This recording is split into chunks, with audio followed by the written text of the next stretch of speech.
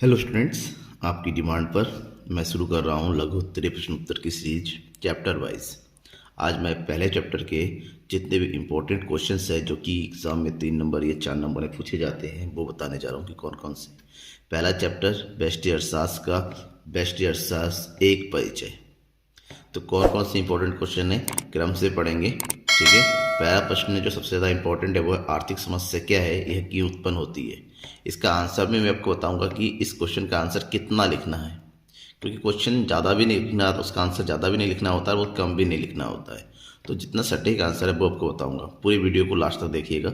जितने भी important question है फर्स्ट चैप्टर के जो एग्जाम में पूछे जा सकते हैं या पूछे गए हैं उन क्वेश्चन को मैंने बताया है, ठीक है ना। चलिए शुरू करते हैं एक एक क्वेश्चन। पहला प्रश्न, आर्थिक समस्या क्या है, यह क्यों उत्पन्न होती है।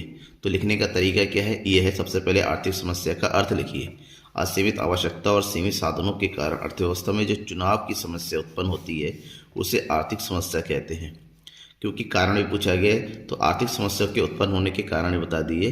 आर्थिक समस्या उत्पन्न की वैसे तो कई कारण हैं, लेकिन जो इम्पोर्टेंट की शॉर्ट में पूछा गया है तो शॉर्ट में उसके कारण लिख दीजिए। पहला कारण है मनुष्य की आवश्यकता असीमित है। प्रत्येक मनुष्य की आवश्यकताएं अलग अलग होती हैं। आवश्यकताओं की पूरा करने के लिए साधन सीमित है और सीमित साधनों के विभिन्न विकल्प मौजूद होते हैं। ये इसके कुछ प्रमुख कारण है जिस कारण से आर्थिक समस्या उत्पन्न होती है। पहला प्रश्न कंप्लीट हो गया। इतना लिखने से आपको पूरा नंबर मिलेगा, ठीक है ना। पॉइंट टू पॉइंट लिखना होता है। इकोनॉमिक्स में आप ज़्यादा मनगढ़ंत बातें नहीं लिख सकते, तो पॉइंट टू पॉइंट लिखिएगा, पूरा आंसर आपको मार्क्स मिलेगा, ठीक है ना। हेडिंग, सब हेडिंग, डायग्राम का मैक्सिमम यूज़ करना है आपको। दूसरा इंपॉर्टेंट क्वेश्चन है जो बहुत ज़्यादा एग्जाम में रिपीट हुआ है। क्वेश्चन है व्यष्टि अर्थशास्त्र तथा समष्टि अर्थशास्त्र में अंतर स्पष्ट कीजिए। व्यष्टि और समष्टि में क्या अंतर है, तो अंतर बताना है। तो लघु उत्तर में अगर दीर्घ उत्तर में आता है तो अंतर को डिटेल से आप जो है कॉलम बना के कर सकते हैं और कम से कम 7 से 8 अंतर लिखना होता है, क्योंकि लघु उत्तरीय प्रश्नों में ये अगर पूछा गया तो 4 अंतर बता दीजिए, 5 अंतर बता दीजिए, इनफ होता है। और अंतरों को यहाँ पर अगर कॉलम में ना बताए आप लाइन में भी लिख सकते हैं। तो आंसर इसका व्यष्टि अर्थशास्त्र समष्टि अर्थशास्त्र में अंतर। व्यष्टि अर्थशास्त्र छोटी छोटी अथवा व्यक्तिगत इकाइयों का अध्ययन करता है, यानी कि अर्थव्यवस्था में वैसी इकाई वो समस्याएं जो एक एक करके अध्ययन की जाती हैं, एक साथ नहीं, छोटी छोटी और व्यक्तिगत होती हैं। जैसे एक फर्म, एक उपभोक्ता, एक उत्पादक, एक वस्तु की कीमत का निर्धारण आदि। जबकि अर्थव्यवस्था में कुछ ऐसी समस्या है जिसका हम सामूहिक या समग्र इकाइयों की समस्या का अध्ययन करते हैं, ठीक है ना। मतलब जो समस्या होती है वो समग्र रूप में पाई जाती है, एक साथ पाई जाती है, उसको हम अलग अलग नहीं पढ़ सकते। जैसे राष्ट्रीय आय की गणना कैसे की जाती है, रोजगार का निर्धारण कैसे होता है, विनिमय दर क्या होता है, भुगतान संतुलन, बजट, ये सब चीज़ें सामूहिक रूप से पाई जाती है। पूरी अर्थव्यवस्था की एक सामूहिक या समग्र समस्या है जिसका अध्ययन समष्टि अर्थशास्त्र में किया जाता है। दूसरा, व्यष्टि अर्थशास्त्र अर्थव्यवस्था के एक अंक का अध्ययन करता है। ये अर्थव्यवस्था के केवल एक ही अंक का एक बार में अध्ययन करता है, पूरे का नहीं। जबकि समष्टि अर्थशास्त्र अर्थव्यवस्था के संपूर्ण अर्थव्यवस्था का एक साथ अध्ययन करता है, क्योंकि जो समस्या होती है वो संपूर्ण अर्थव्यवस्था के लिए होती है, अलग अलग नहीं होती है। तो ऐसे में सिंपल सा पॉइंट है कि व्यष्टि अर्थशास्त्र में अर्थव्यवस्था के केवल एक अंक का अध्ययन होता है, जबकि यहाँ पर संपूर्ण अर्थव्यवस्था का अध्ययन होता है। तीसरा अंतर है, व्यष्टि अर्थशास्त्र का मुख्य विषय कीमत सिद्धांत का विश्लेषण का है। किस तरीके से वस्तु की कीमत का निर्धारण होता है, इस बात का विश्लेषण किया जाता है व्यष्टि अर्थशास्त्र में। जबकि समष्टि अर्थशास्त्र में आय एवं रोजगार का निर्धारण किस प्रकार से होता है, इस बात का निर्धारण किया जाता है। फोर्थ, व्यष्टि अर्थशास्त्र का मुख्य उपकरण मांग तथा पूर्ति है, यानी कि व्यष्टि अर्थशास्त्र की तरह मांग और पूर्ति प्रमुख रूप से काम करता है कीमत निर्धारण में। जबकि समष्टि अर्थशास्त्र में समग्र मांग तथा समग्र पूर्ति काम करता है आय तथा रोजगार के निर्धारण में। ये कुछ प्रमुख अंतर है, 4 प्रमुख अंतर है, बता देंगे तब को लघु उत्तरीय प्रश्नों के जो भी है 4 नंबर 3 नंबर पूरे नंबर मिल जाएंगे। नेक्स्ट इंपॉर्टेंट क्वेश्चन है, और ये क्वेश्चन भी कई बार एग्जाम में पूछा गया है। किन अर्थों में कैसे उत्पादन करे समस्या एक अर्थव्यवस्था की केंद्रीय समस्या है। अर्थव्यवस्था की केंद्रीय समस्या को रिलेटेड एक क्वेश्चन मैंने रखा है यहाँ पर, लेकिन अलग से ये वाला क्वेश्चन पूछा सकता है कि कैसे उत्पादन करे को समझाइए, या अर्थव्यवस्था केंद्रीय समस्या है, इसको डिस्कस कीजिए अलग अलग तरीके। तो क्या है इसके बारे में थोड़ा सा बताना है। कैसे उत्पादन करे का संबंध वस्तुओं के उत्पादन तकनीक से है, कि किस माध्यम से किस तकनीक का प्रयोग करके उत्पादन किया जाए। उत्पादन की तकनीक 2 भाग होते हैं, श्रम प्रधान तकनीक तथा पूंजी प्रधान तकनीक। श्रम प्रधान तकनीक का मतलब जहाँ पर उत्पादन प्रक्रिया जो है श्रमिकों के द्वारा होती है और यहाँ पर रोजगार की बात होती है। पूंजी प्रधान तकनीक का मतलब उत्पादन प्रक्रिया जो है पूंजी की मदद से मशीनों के द्वारा होती है और यहाँ पर जो है पूंजी की प्रधानता होती है। तो अर्थव्यवस्था में रोजगार उन्मुखी तकनीक प्रयोग किया जाए या फिर जो है पूंजी उन्मुखी तकनीक का प्रयोग किया जाए, इस बात का निर्धारण करना होता है। वास्तव में अर्थव्यवस्था के लिए ये बहुत बड़ी समस्या बन जाती है कि रोजगार को देखा जाए या उत्पादन को शीघ्र किया जाए। उत्पादन को शीघ्र करना है तो पूंजी प्रधान लगाना पड़ेगा और अर्थव्यवस्था में अगर रोजगार बढ़ाना है तो श्रम प्रधान तकनीक का उपयोग करना पड़ेगा। तो अर्थव्यवस्था के लिए जो सुटेबल होते हैं ये दोनों का प्रयोग एक फिक्स अनुपात में किया जा सकता है। अर्थव्यवस्था में वस्तुओं के उत्पादन के लिए किस तकनीक का प्रयोग करें या अपनाया जाए, यही अर्थव्यवस्था की मुख्य समस्या है। आपको इसका आंसर देना था तो इतना जो है दे देंगे, कंप्लीट आंसर हो जाएगा। कह रहे सर और थोड़ा नहीं लिख सकते? नहीं, जितना कंप्लीट आंसर हो जाता है वो करना होगा, आप अपने मन से नहीं बढ़ा सकते।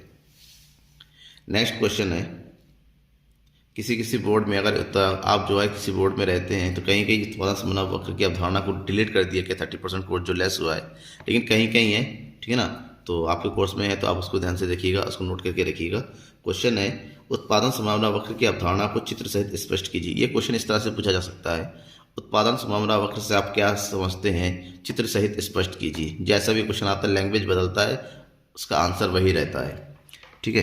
तो क्वेश्चन है और उसका आंसर भी होना चाहिए। तो आंसर क्या है, उत्पादन संभावना वक्र, हेडिंग डाल दीजिए, क्योंकि सबसे पहले इसका अर्थ बताना है, फिर चित्र सहित स्पष्ट करना है। तो उसका अर्थ है कि उत्पादन संभावना वक्र वह रेखा है जो दो वस्तुओं तथा सेवाओं के उन सभी संयोगों को स्पष्ट करती है जिनका अधिकतम उत्पादन एक अर्थव्यवस्था में दिए गए साधनों तथा तकनीक के द्वारा संभव बनाती है। मतलब क्या हुआ, आपको दो वस्तु को अगर उत्पादन करना है तो दोनों वस्तु को उत्पादन के ऐसे संयोग जो कि जितने साधन दे रखे हैं और जो तकनीक है के द्वारा उत्पादन की शक्ति है और सभी संयोग का जो अगर ग्राफिकल रूप में रिप्रेजेंट करते हैं तो उत्पादन संभावना वक्र होता है। फॉर एग्जाम्पल, जैसे हमें दो वस्तु का उत्पादन करना है, वस्तु x और वस्तु y। पहले संयोग में वस्तु x की 0 मात्रा होती है, वस्तु y के उत्पादन में 70। जैसे जैसे y की मात्रा हम बढ़ाते चले जा रहे हैं, x की मात्रा बढ़ाते चले जा रहे हैं, y की मात्रा कम होती चली जाती है। तो ये जितने भी संयोग है, ठीक है ना, एक जगह ऐसा होगा अगर x का मैक्सिमम यूनिट और y का 0 यूनिट हो जाता है। इस संयोग को अगर हम जो ग्राफिकल रूप में रिप्रेजेंट करें लाइक दिस, तो ये जो ग्राफ बनेगा, ठीक है ना, बेसिकली आपकी बुक में ये वाला ग्राफ इस तरह से बनाया गया होगा, क्योंकि मैंने डेटा के अकॉर्डिंग बनाया तो थोड़ा सा टेढ़ा मेढ़ा बना है। ये मत पूछिएगा सर कैसे, अकॉर्डिंग टू डेटा बनाएंगे, हमेशा थोड़ा ना ऊपर नीचे होगा, बट बुक में इस तरह से बना होता है, ठीक है ना, बिल्कुल कर्व की तरह। तो उत्पादन संभावना वक्र मतलब ये हमेशा क्या होता है, मूल बिंदु की ओर उन्नतोदर होता है, मतलब मूल बिंदु की ओर झुका रहता है और ग्राफ की तरह बना होता है, ठीक है, क्योंकि संयोग दिखाता है, एक बढ़ता हुआ होगा तो दूसरा घटता हुआ होगा, ठीक है ना। अगर इतना इसका अर्थ और ग्राफ और टेबल बनाते हैं तो आपको कंप्लीट जो है न मार्क्स मिल जाते हैं। नेक्स्ट इंपॉर्टेंट क्वेश्चन इस चैप्टर का, चैप्टर नंबर 1 का, अर्थशास्त्र की विषय वस्तु की विवेचना कीजिए। देखिए, अर्थशास्त्र की विषय वस्तु को कई प्रकार से डिवाइड किया गया है, विभिन्न अर्थशास्त्रियों के माध्यम के अनुसार या आर्थिक क्रियाओं के आधार पर। तो अब दोनों में से कोई भी लघुत्तरीय प्रश्नों के अनुसार पूछा गया है, तो आप पूरा डिटेल्स ना के कोई भी एक उठा लीजिए, बता दीजिए, ठीक है ना। यहाँ पर मैंने विभिन्न अर्थशास्त्रियों के अनुसार अर्थशास्त्र की विषय वस्तु क्या क्या होगी वो बताया है। सबसे पहले उसकी थोड़ी सी जो है मीनिंग वगैरह लिखनी है। विषय वस्तु होता क्या है, अर्थशास्त्र की विषय वस्तु है विभिन्न संभावित वस्तु तथा सेवाओं के उत्पादन के लिए दुर्लभ संसाधनों का प्रयोग कैसे किया जाए और उन व्यक्तियों के बीच जो अर्थव्यवस्था के अंग है, उत्पादित वस्तु तथा सेवाओं का वितरण किस प्रकार से किया जाए, इस बात का अध्ययन किया जाता है। और विभिन्न अर्थशास्त्रियों के अनुसार अर्थशास्त्र की विभिन्न अलग अलग विषय वस्तु होती हैं और अलग अलग अर्थशास्त्रियों ने अपने हिसाब से अलग अलग प्रकार से मत दिया है और उसको 4 ग्रुप में बांटा गया है। पहले धन संबंधी विचारधारा के अनुसार, कल्याणवादी विचारधारा के अनुसार, दुर्लभतावादी विचारधारा के अनुसार और विकास केंद्रित विचारधारा के अनुसार। धन संबंधी विचारधारा देने वाले में सबसे प्रमुख थे एडम स्मिथ, वॉकर, जेवी से। उन्होंने कहा था कि अर्थशास्त्र की विषय वस्तु में धन, उसका अर्जन किस प्रकार से किया जाए, वितरण किस प्रकार से ये किया जाए और प्रयोग किस प्रकार से किया जाए का अध्ययन किया जाता है। जबकि कल्याणवादी विचारधारा देने वाले थे प्रोफेसर एडम स्मिथ के शिष्य मार्शल और पीगू कैनन। इन तीनों, या इसके अलावा और भी बहुत सारे, इन्होंने कहा था कि वास्तव में धन संबंधी नहीं, मानव के कल्याण से संबंधित जितनी भी क्रियाएं होती है, मानव के कल्याण करने के लिए जो क्रियाएं हैं, उन क्रियाओं का अध्ययन किया जाता है अर्थशास्त्र में। उसके बाद दुर्लभता संबंधी विचारधारा में प्रोफेसर रॉबिन्सन ने अपने विचार प्रकट किए और उन्होंने कहा अर्थव्यवस्था की सीमित साधनों और असीमित आवश्यकताओं के द्वारा से जुड़ी जितनी भी क्रियाएं हैं, उनका अध्ययन अर्थशास्त्र में किया जाता है। और लास्ट में, जिसको आधुनिक विचारधारा भी कहते हैं, विकास केंद्रित विचारधारा, ये देने थे प्रोफेसर सैमुअलसन। उन्होंने कहा कि सीमित साधनों के, जो दुर्लभतावादी है वो तो है ही है, सीमित साधनों के वितरण, लेकिन साथ ही साथ आर्थिक विकास किस प्रकार से किया जाए, इन दोनों को जो है अर्थशास्त्र में शामिल किया जाता है। और आधुनिक समय में विकास केंद्रित जो है विचारधारा को सबसे उपयुक्त माना गया है। तो इसका कंप्लीट आंसर हो गया विषय वस्तु का। नेक्स्ट क्वेश्चन है, अर्थव्यवस्था की केंद्रीय समस्याओं का विवेचना कीजिए। शॉर्ट में है तो केंद्रीय समस्याओं के बारे में बताना है, आपको पूरा डिटेल्स लिखने की जरूरत नहीं है। अर्थव्यवस्था में साधन सीमित है तथा लोगों की आवश्यकता असीमित है, जिस कारण अर्थव्यवस्था में चुनाव की समस्याएं उत्पन्न होती है। और चुनाव की समस्या के कारण अर्थव्यवस्था में 3 प्रमुख केंद्रीय समस्याएं पनपती हैं। पहले, क्या उत्पादन किया जाए और कितनी मात्रा में करें, कैसे उत्पादन किया जाए और किसके लिए उत्पादन किया जाए। ये 3 प्रमुख केंद्रीय समस्याएं हैं, ठीक है ना, जो अर्थव्यवस्था के केंद्रीय समस्या पूछा जाता है। चाहो तो उसके बारे में थोड़ा सा एक्सप्लेन भी कर सकते हो, बट शॉर्ट में कम मार्क्स आए तो जरूरत नहीं है, इतना लिखने से आपको मार्क्स मिल जाता है। नेक्स्ट क्वेश्चन है, सकारात्मक आर्थिक विश्लेषण से आप क्या अभिप्राय है, आपका क्या अभिप्राय है। सकारात्मक आर्थिक विश्लेषण किसे कहते हैं, क्या होता है, ये बताना है। यह सकारात्मक अर्थशास्त्र से आप क्या समझते हैं, ये भी कहा जा सकता है, ठीक है ना। तो आंसर क्या लिखना है वो देखिए। सकारात्मक विश्लेषण से अभिप्राय उस विश्लेषण से है जिसके अंतर्गत हम यह अध्ययन करते हैं कि विभिन्न क्रिया विधियाँ किस प्रकार कार्य करती हैं या आर्थिक क्रियाएं कैसे कार्य करती हैं। मतलब यहाँ पर क्रियाओं को कार्य करने के तरीके के बारे में बताया जाता है। इसमें वास्तविक आर्थिक घटनाओं के कारण परिणाम की विवेचना किया जाता है, उसका कारण क्या है, उसका रिजल्ट क्या आया, उनका मूल्यांकन नहीं किया जाता है कि क्या होना चाहिए। ये सकारात्मक नहीं, वो आदर्शात्मक अर्थशास्त्र में पूछा जाता है। इस प्रकार आर्थिक विश्लेषण की प्रत्येक शाखा में कारण और परिणाम का संबंध निर्धारित किया जाता है। इसका कंप्लीट आंसर होता है इस क्वेश्चन का, ठीक है। इंपॉर्टेंट क्वेश्चन है तो आप इसको नोट करके रख सकते हैं। नेक्स्ट क्वेश्चन है, केंद्रीकृत योजनाबद्ध अर्थव्यवस्था तथा बाजार अर्थव्यवस्था के भेद को स्पष्ट कीजिए। केंद्रीकृत योजनाबद्ध अर्थव्यवस्था क्या है, अलग से भी पूछा सकता है, तो जो मीनिंग यहाँ पर है वही उठा के लग सकते हैं अलग से। और बाजार अर्थव्यवस्था किसे कहते हैं ये भी अलग से पूछा जाता है, ये दोनों के बारे में अंतर भी पूछा सकता है। फिलहाल मैं दोनों के अंतर को बता रहा हूँ, आप यहीं से इसकी मीनिंग को भी नोट करके रख सकते हैं। सबसे पहले केंद्रीय अर्थव्यवस्था और दूसरा बाजार अर्थव्यवस्था। केंद्रीय अर्थव्यवस्था क्या होता है, ऐसी अर्थव्यवस्था जिसका पूरा संचालन केंद्र के हाथों में होता है, केंद्रीय सत्ता के हाथों में होता है। जबकि बाजार अर्थव्यवस्था बाजार के हाथों में संचालित होती है या पूंजीपतियों के हाथों से संचालित होती है। दोनों के अगर अंतर की बात करें तो सबसे पहला अर्थ होता है उसकी मीनिंग को बताना होता है। अर्थव्यवस्था के महत्वपूर्ण क्रियाकलापों की योजना सरकार या केंद्र की सत्ता के पास बनी रहती है, और जबकि बाजार अर्थव्यवस्था में आर्थिक क्रियाओं का निर्धारण बाजार के द्वारा किया जाता है। यहाँ पर सरकार के द्वारा, इसमें बाजार के द्वारा।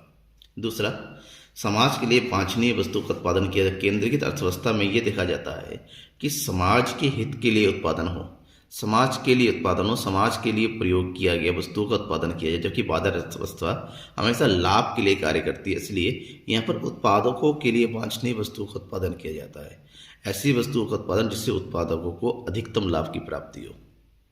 तीसरा, व्यक्तिगत स्वतंत्रता नहीं होती है, क्योंकि ये केंद्र के हाथ में होती है, केंद्र अपने हिसाब से नियोजन करती है, इसलिए व्यक्तिगत स्वतंत्रता नहीं होती। कोई अपनी मर्जी से भी वस्तु निर्धारण कर सकता है, आर्थिक क्रिया कर सकता नहीं। जबकि बाजार अर्थव्यवस्था में आर्थिक क्रिया पूर्णतः स्वतंत्र होती है, उत्पादक जिस तरीके से चाहे उत्पादन प्रक्रिया को पूरा कर सकता है। और लास्ट में बताइए, केंद्रीय नियोजन उपस्थित होती है, यानी कि यहाँ पर हर एक कार्य जो है केंद्र के द्वारा नियोजित होती है। जबकि बाजार अर्थव्यवस्था में केंद्रीय नियोजन नहीं, बाजार नियोजन उपस्थित होती है, ठीक है। तो ये जितने क्वेश्चन मैंने बताए हैं, ये ऐसे क्वेश्चन हैं जो पिछले कुछ वर्षों में बोर्ड एग्जाम में पूछे गए हैं, ठीक है ना, और इस साल के लिए इम्पोर्टेंट है। हो सकता है कुछ क्वेश्चन छूट गया हो, ठीक है ना। लेकिन ये क्वेश्चन जो मैंने बताए ये 101% मोस्ट इंपॉर्टेंट क्वेश्चन है। इसी तरह हर एक चैप्टर के इंपॉर्टेंट क्वेश्चन जो लघु उत्तरीय प्रश्नों के अंतर्गत पूछा जाता है मैं आपको वो बताऊंगा। ठीक है, थैंक यू एवरीवन। और हाँ, ज़्यादा से ज़्यादा शेयर कीजिए अपने दोस्तों के बीच में ताकि उनको भी जो अपने एग्ज़ाम की प्रिपरेशन सही तरीके, क्योंकि पास में ही एग्ज़ाम है आपका, तो अगर मेरी सीरीज़ के साथ जुड़ेंगे तो शायद आपकी एग्ज़ाम की तैयारी भी अच्छे से हो जाएगी। Thank you.